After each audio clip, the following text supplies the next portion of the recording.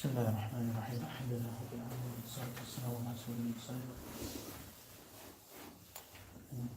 For the past few weeks we've been discussing how after the Prophet ﷺ he went open with his da'wah and he began to call everybody to Islam publicly, and he would do this, other Sahaba radiallahu anhu would do this, and then we noticed Sahaba who simply came out with their Islam, they went public with their Islam, if they openly proclaimed that they were Muslim, then they would be persecuted. That's the first thing we saw.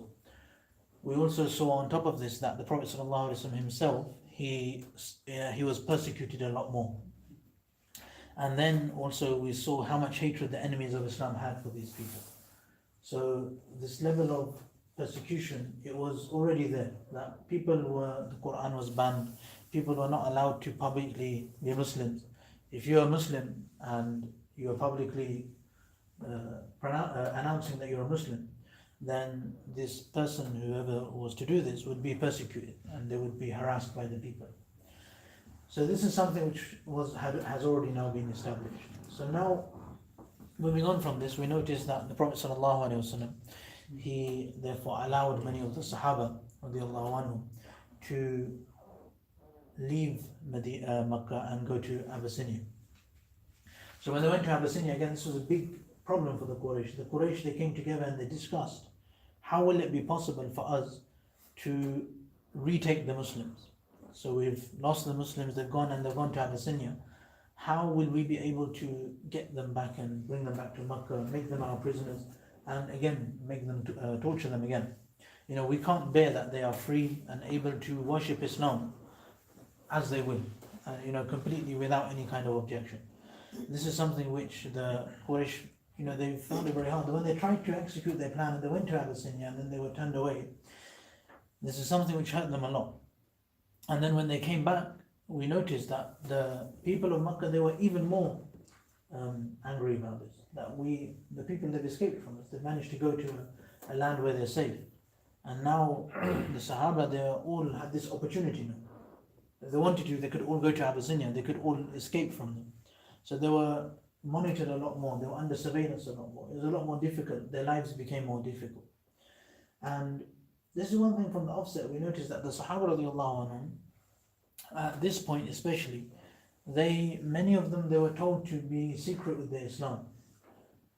There were certain Sahaba who were open publicly, and we'll see some of those Sahaba radiallahu anhum, but many of them, the people that came to Islam who were weak and did not have protection, then the Prophet ﷺ would tell them not to publicly declare their Islam, that there's no need for them to go into the Kaaba or to go into the markets and tell everybody about their Islam. This is not something the Prophet ﷺ recommended for them at this stage. He said that this will cause them difficulty. So the Prophet ﷺ, in fact, one story we have of Abu Dharr Ghifari radiallahu anhu, and obviously he was living outside of Makkah, and he heard about the Prophet ﷺ, and he sent his brother Unais to go and investigate about the condition of the Prophet ﷺ. So he had heard rumors that there's a prophet, somebody claiming that he's come from Allah and he's calling to one Allah. So because he'd heard these rumors, he told his brother to go and investigate. His brother went, saw the Prophet ﷺ, he listened to his message, and then he brought this message back to Abu Dharr Ghifari radiallahu anhu.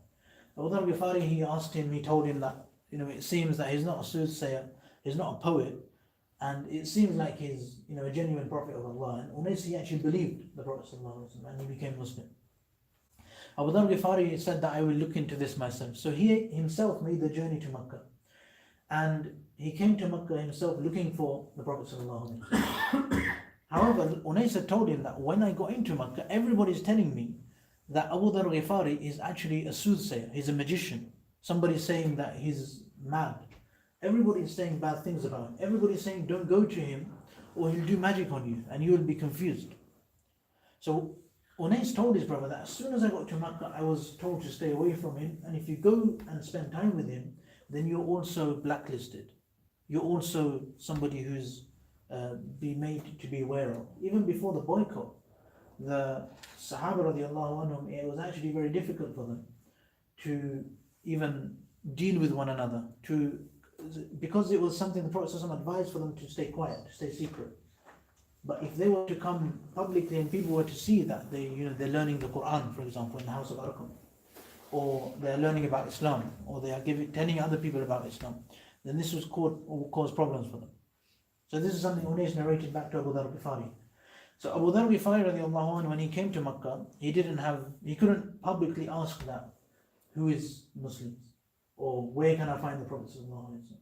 Because remember, it was the hardest thing that you could possibly do. The amount of obstacles the Quraysh had put in the way of becoming a Muslim was that if you associated with Muslims, you'd have difficulty in your life, you'd have trouble in your life. Being a Muslim was something which was banned there. So he couldn't publicly ask, where's the Prophet sallallahu alaihi wasallam? Because everybody would tell him, the whole media would tell him that he is mad, don't go to him, stay away from him, you don't need to know, this is not something good for you. They had already decided this for him.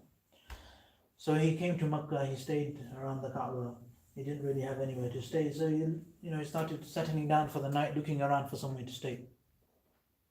Hazrat Ali radiallahu anh, he came, and he saw that there's a stranger from outside who's got nowhere to stay. So being a hospitable person, he took him to his own house. He said, we can look after you, we will accommodate for you tonight. He took him as a guest. And originally he didn't ask him why he's doing here or why he's come. And they just let him stay as a guest, and he went the next day. Second day, same thing happened.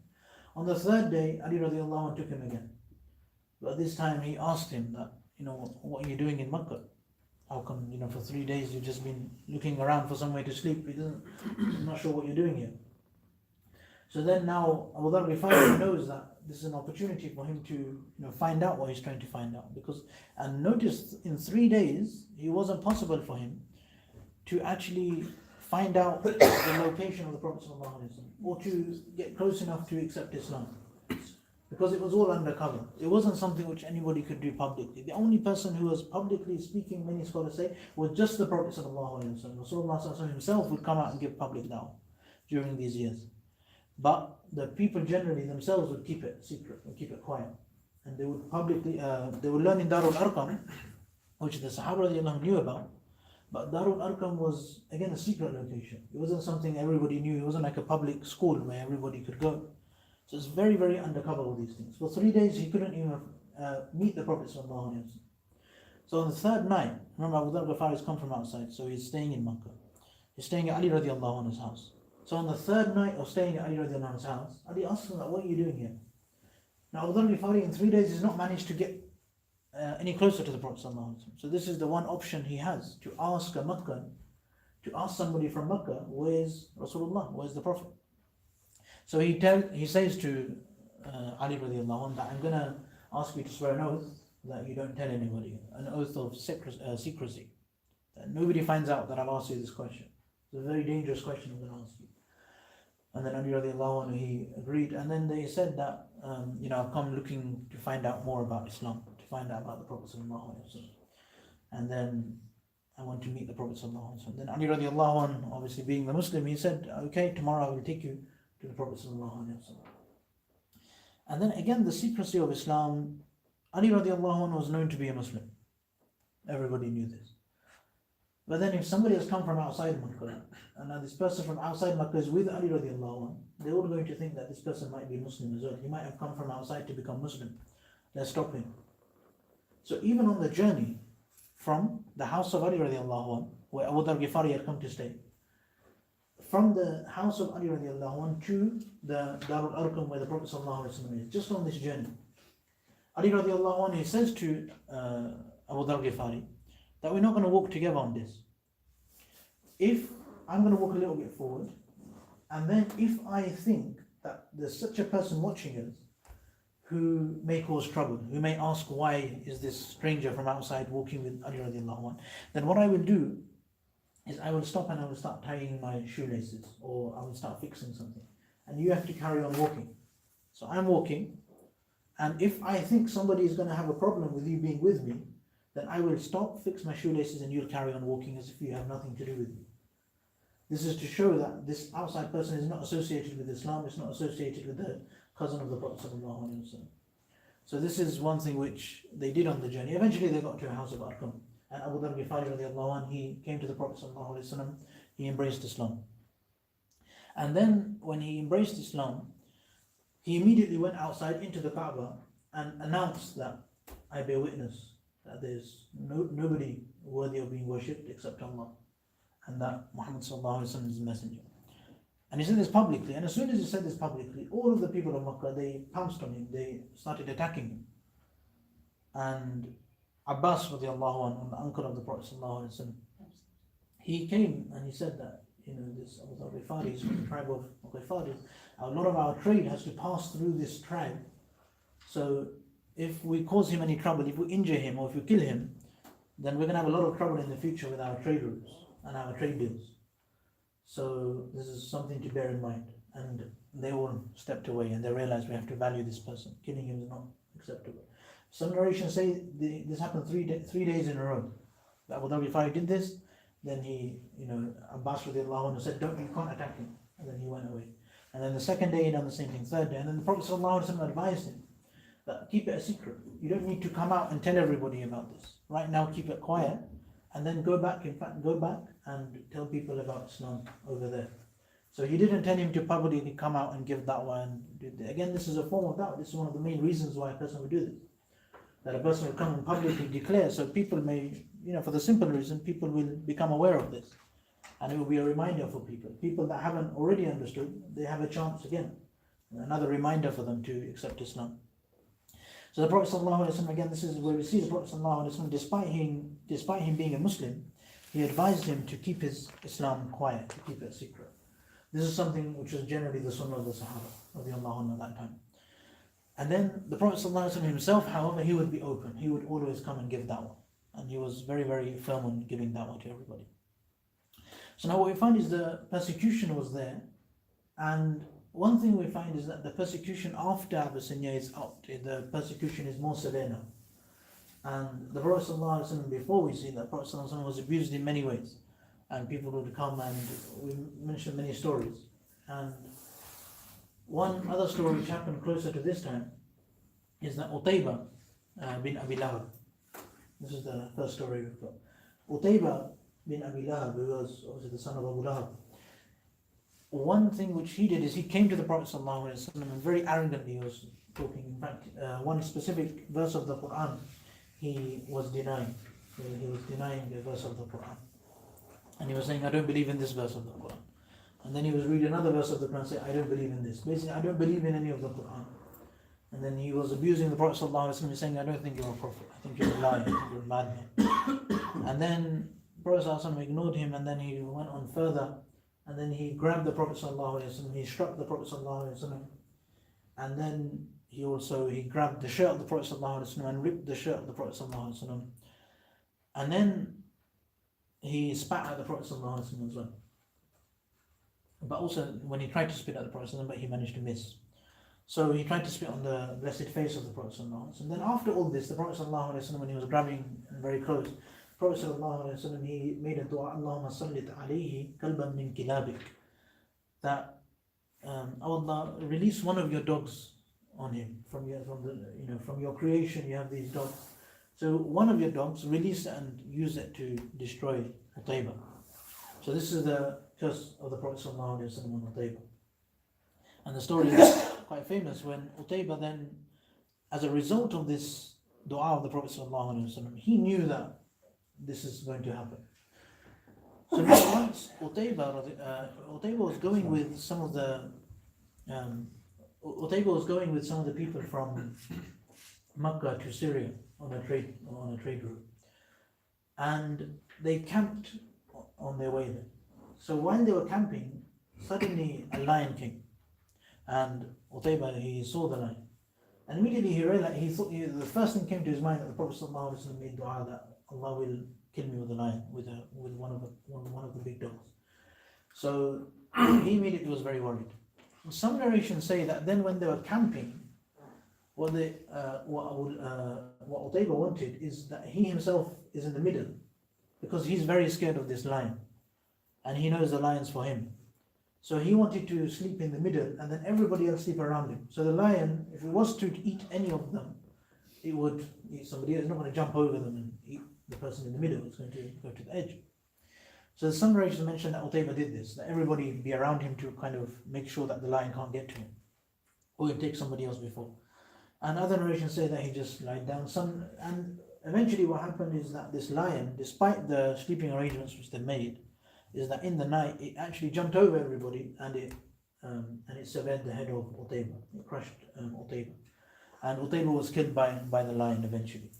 And this is something which was seen by as a result of the dua of the Prophet ﷺ, because of the abuse that he used to give, and also the amount of abuse his father used to give. And this is the result that we see here. And this is an example of the abuse which was given to the Muslims, which was the abuse which wasn't always life-threatening. Some of the abuse where sometimes we find that the Prophet ﷺ was in sajda and they got camel droppings on the Prophet ﷺ. And this is something which again, they sometimes used to spit at the Prophet ﷺ, sometimes throwing pebbles at the Prophet ﷺ. These kind of things which just generally mocking the Prophet ﷺ. This is what we know used to happen as soon as he started giving open da'wah. But one thing we notice here is that now a lot of the attempts on the life are actually on the life of the Prophet ﷺ. Many of the attacks could have been fatal. And this is where we see the difference. And this is where before, again, when we spoke about the attacks and the persecution of the Prophet ﷺ, this was 2 weeks ago, we spoke about how Uqba bin Abi Mu'ayth, he came and he strangled the Prophet ﷺ. And when he did this, many people thought that he would die had Abu Bakr radiallahu anhu not come and taken and stopped him. Uqba bin Abi Mu'ayth as well, he is known to have pressed the neck of the Prophet ﷺ, to have stepped on the neck of the Prophet ﷺ in the sajda, and he's known to have come and stepped on his neck. And so much so that the eyes of the Prophet ﷺ started popping. And this is how the extent he went to. And this is why when these narrations are mentioned, in fact the narration always says that Abu Bakr radiallahu anhu, he comes and he says that أَتَقْتُلُونَ رَجُلًا أَن يَقُولَ رَبِّيَ اللَّهُ, that are you going to kill somebody? Are you actually going to kill him? Just because he says Rabbi Allah, that I believe in one God. And this is what Abu Bakr radiallahu anhu would come and say, and say to the people, and then usually he would force the people off. Sometimes he would have to physically stop them from attacking the Prophet sallallahu alaihi wasallam. And this is some of the examples. Other examples, when they knocked the Prophet sallallahu alaihi wasallam unconscious and they were beating him, and then again Abu Bakr radiallahu anhu had to come and stop them from beating him. Then they turned away from him. So many attempts were made. Specifically Abu Jahl, we know that he made an attempt, he made a promise that I will personally, I'll get a big stone and I will throw it on the Prophet ﷺ, and this will end his life. And this is where we see this turn in attempts to actually endanger the life of the Prophet ﷺ, to really make life hard for the Prophet ﷺ and also the Sahaba radiallahu anhu. And this shows that before the attacks may have been smaller, but now as the years progress and as we get closer to the time of Hijrah, the severity of the hatred of the mushrikeen and the severity of the attacks and the persecution all multiplies a lot over here. And then after this, the next thing we see is the Islam of Hamza radiallahu anhu. So most scholars agree this happened after the migration to Abyssinia. So they migrated to Abyssinia, and after they came back, this is when this incident happened. So this is on the back, and again it's a very simple incident. It started when the Prophet ﷺ was actually walking near Mount Safa. So the Prophet ﷺ was walking around there. And while he was walking around there, he crossed paths with Abu Jahl. So Abu Jahl was also passing that way. The Prophet ﷺ was walking, Abu Jahl came again. As soon as Abu Jahl saw the Prophet ﷺ, he immediately started saying obscene things, saying that you're lying about this, you're destroying the Makkah, you're turning people away from the religion of their forefathers. How dare you do these kind of things? And he said this to the Prophet ﷺ, and he verbally abused him. He said he mocked the Prophet ﷺ and tried to humiliate the Prophet ﷺ. Prophet ﷺ did not say anything in response. And very often the Prophet ﷺ, when he knew the other people were angry, he wouldn't always respond in any way. And this is a logical sunnah again of the Prophet ﷺ. When somebody is just speaking and they don't have an intention of understanding or an intention of listening, then there's not much point trying to educate him then and there. If somebody's there and just hurling abuse at us, and if they're drunk and it's Friday night, then at that point there's no point maybe getting into a debate with them at that kind of time. This is again something we understand from the Sunnah, that we don't have to guide everyone every time. Sometimes we have to choose, what time we can actually engage in da'wah, what time we can try and explain something, what time we can show akhlaq. The different ways of giving da'wah, it's up to us to choose how to implement them. Sometimes showing your patience is better than showing your knowledge, because this is something which is a higher level of that person understanding. If the person is not there to understand, then we can show our character, and he may understand from the character. And there's always a different way of giving da'wah, and the different types of da'wah, which all throughout the life of the Prophet ﷺ, we see different ways where the Prophet ﷺ gives da'wah, and we all learn different lessons from him, even for our lives. But here we find that the Prophet ﷺ, when he's abused, he doesn't respond, and in the Meccan life generally we see he doesn't always respond to the abuse given to the other people. So now what happened is there, Abdullah bin Jad'an, his slave girl was there. So when she saw this abuse, just a little bit later, Hamza radiallahu anh, he was coming back from hunting. He'd just been hunting, and some say he was on his donkey, some say he was on his horse, and he still had his bow and his arrows in the quiver. So he was still fully armed, and he was just coming back from hunting outside Makkah. So he came back inside, and Abu Jahl had just done this to the Prophet ﷺ, just abused the Prophet ﷺ. So the slave girl who saw this, she said to Hamza radiallahu anh, I wish you were here a little while ago. You should have seen what Abu Jahl did and how he behaved with your nephew. So Hamza radiallahu anh is very angered when he heard this. This made him very, very upset, that how come Abu Jahl, he behaved with his nephew in this kind of way. So it was the practice of Hamza radiallahu anh that whenever he would come back from hunting from outside Makkah, he would first come straight to the Kaaba and pray to the idols. He would pray there. So again, as normal practice, he came back on his horse and with his quiver and with the arrows as well, and with the crossbow. He came back with all his hunting equipment, fully armed, and then he would go to the Kaaba, pray, and then go home. But now, because of listening to the story from the slave girl that Abu Jahl had abused his nephew, he was now on the hunt for Abu Jahl. So now he comes into the Kaaba looking to see where Abu Jahl is, and he finds that Abu Jahl is there in a crowd of the leaders of the Quraysh. So he comes striding straight over to Abu Jahl, and he strikes Abu Jahl on his head. And Abu Jahl, he is actually wounded by this.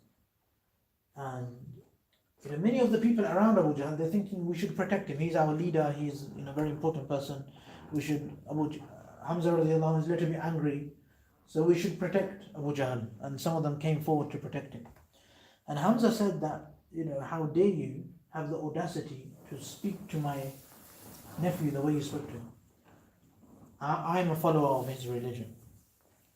So then these people were about to protect Abu Jahl, but then Abu Jahl said, no, stay back, don't say anything to Hamza, because it's true, I did abuse his nephew today. So this is the anger which he showed to Abu Jahl. And nobody actually in the end had the audacity to even approach Hamza radiallahu anh. Hamza radiallahu anh was known to be fierce, and now he'd just come back from hunting. He was known to be a very, very good fighter and very brave. And this is the first time really we see that he shows such a strong love for Islam and for the Prophet sallallahu alaihi wasallam. So he says this, and then he says, some say he mentioned Ashhadu an la ilaha illallah there and then. But most say that he just said that I'm a follower of his religion. He didn't know the Shahada, so he didn't say the Shahada. So then many say that he then left, and while he was leaving, some of the other people that were there, they addressed him and they said, Hamza, how come you've left the religion of your forefathers? This is something which is very bad. The whole of Makkah is on this. You're a leader of Makkah. You should stick to the religion of your forefathers. You can't be a Sabi, as they would say, or Sabi, who's left the religion. So stay within the religion of the people of Makkah. And then he left, and he said, no, I declare that I'm definitely in the religion. Then on his way home, the narration mentioned that this is when he had some waswas from shaitan. And by the time he got home, he was thinking about these thoughts that, I should be, on the religion of my forefathers. This is, I prefer to die than become Muslim. How can I leave this religion? And he thought about this. And then he had the thought that, no, I should become Muslim. And then he made dua to Allah. And he made dua that, oh Allah, that if in kana rushdan, if Islam is guidance, if that's right, then فَاجْعَلْ تَصْدِيقَهُ فِي قَلْبِي. Then make my heart testify to it. Make it possible for me to believe it to be true in my heart. And وَإِلَّا فَاجْعَلْ لِي مِمَّا وَقَعَتْ فِيهِ مَخْرَجًا. Then if it's not true, then make whatever amount of Islam is coming to my heart, make a chance for that to come, give that a makhraj as well, give that an opportunity to leave my heart. So if it's true, then make my heart accept it. And if it's not true, then take it out of my heart. This is the dua he made to Allah subhanahu wa ta'ala. And Allah subhanahu wa ta'ala eventually, he says that as soon as he made this dua, then Allah subhanahu wa ta'ala, he made it firm in his heart. He has steadfastness in his heart. And he ended up going to sleep like this. Other narrations mention that Hamza radiallahu anh, before he became Muslim, he got home. He was so anxious about this big decision of his life, whether or not he should become Muslim, that he actually, what he did is he was at home and he couldn't get to sleep. That's how anxious he was. So he woke up, went to the Kaaba and made dua at the Kaaba. Again, the similar dua, that if this is guidance, make it something which I believe. And if it's wrong, then take it out of me. And this is the dua he made, and then again this dua was accepted. And then as a result of this dua of his, first thing in the morning he went to visit the Prophet ﷺ. And as soon as he came to the Prophet ﷺ, he submitted that, I testify that you are the messenger of Allah and that nobody should be worshipped except Allah subhanahu wa ta'ala. And then he established this, he became a Muslim. And his protection of the Prophet ﷺ was now established. Something which wasn't established before, which made a big difference. Because if you remember, Abu Jahl was the main leader of Makkah. And Hamza radiallahu anhu came in front of the Kaaba, in front of the whole of Makkah, and knocked him out because he had verbally abused the Prophet sallallahu alaihi wasallam. Remember, people who were physically abusing the Prophet sallallahu alaihi wasallam. This was a big changing point in Islam, the Islam of Hamza radiallahu anhu. And the two come together. Most people say that Hamza radiallahu anhu and Umar bin Khattab radiallahu anhu, they became Muslims a few days apart. But the thing is, we see that because sometimes they came together, we think that together they done everything. But Hamza radiallahu anhu, being the uncle of the Prophet sallallahu alaihi wasallam, and also he's the one who had the audacity to publicly confront Abu Jahl for just verbally. And when I say just verbally, because other people were planning to kill the Prophet sallallahu alaihi wasallam, other people were physically abusing him. So even though Abu Jahl only did verbal abuse, the Prophet Hamza radiallahu anhu was still ready to take revenge from Hamza radiallahu anhu because of the disrespect he showed to his nephew. So from this point on, we see that it becomes a bit more ease for the Prophet sallallahu alaihi wasallam. He knows that Hamza radiallahu anhu is also there to protect him, and everybody was scared of him. Nobody dared to oppose him when he was opposing Abu Jahl. So this is one thing we see from this kind of from this point onwards, the Quraysh realized that it's not going to be easy for them to now attack Islam. So this is the main summary. That again, this is just following on. The next thing which comes after this is obviously the Islam of Umar radiallahu anhu, which is basically a full story within itself, where Umar radiallahu anhu is.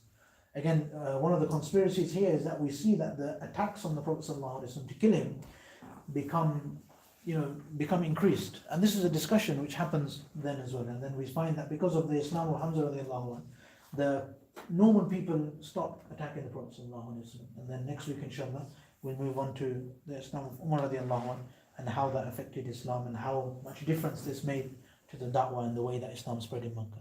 So may God subhanahu wa ta'ala gives me and all of us the ability to understand what has been said.